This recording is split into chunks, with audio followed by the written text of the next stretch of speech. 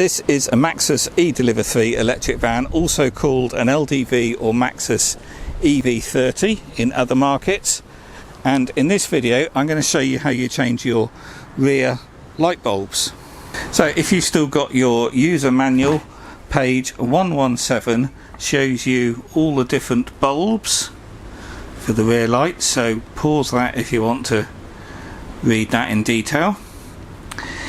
And if you've worked on any other van, it's just the same really. What you've got to do is undo these two bolts to get the light cluster out.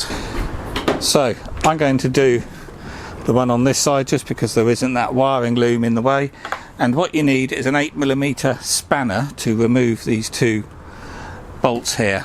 A socket won't do because you can't get in that lower one there. You can do the top one but not the lower one. So you're going to, these are actually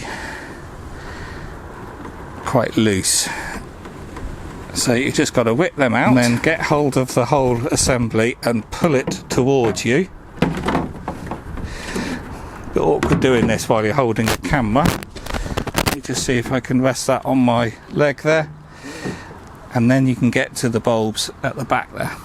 So they're the same as other vans. If you've done this in other vans, you just twist and then you can get the bulb holder out and twist lock back in, and there are paint markings on all of them from the manufacturer which may help you line them up when you go to put them back in. So all of them are the same, very simple twist lock, really easy job to do, and when you come to put it back in you see you've got these alignment pins which go in these two slots there. So just make sure that is aligned. Again, very awkward to do one-handed, and just make sure this is pushed up tight in there, and when it is, stick the bolts back in. So very simple job, much easier than it is on other vans. Just nip that up and that's it. One final thing, if you need to change the high level brake light here on the main door, that's LED, so there's no bulbs in there you can change. You'd have to replace the whole unit with an original one.